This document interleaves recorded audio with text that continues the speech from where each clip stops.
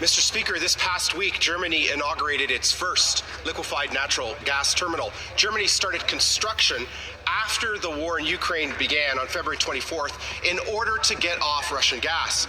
Before Russia's war on Ukraine, Germany had no LNG terminals. It took Germany 194 days to approve and build this new LNG terminal in the North Sea port of Wilhelmshaven. 194 days. And 4 more are on the way shortly. Germany has a stronger set of environmental standards than Canada, and Germany has reduced greenhouse gas emissions more than Canada. Germany is also led by a left-of-center social democratic chancellor, and its Minister of Economic Affairs and Climate Action is a Green Party minister. This government needs to ask itself, how can Germany approve and build a new LNG terminal in 194 days, but it takes a decade or more to approve and build a single LNG terminal in this country?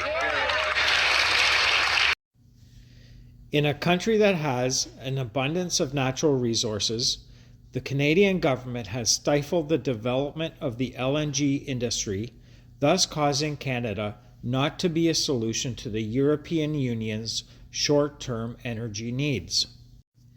In the past decade, 18 LNG export facilities have been proposed in Canada, with a total proposed export capacity of 216 million tons per annum.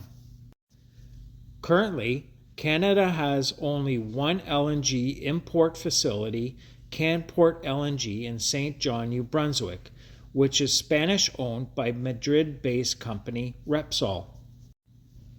According to a recent study, an LNG export industry could add roughly $7.4 billion to Canada's annual economy over the next 30 years and raise national employment by an annual average of 65,000 jobs.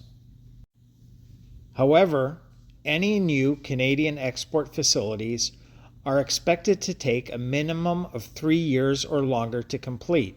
This means that as any new Canadian infrastructure is coming online, European demand will be dropping.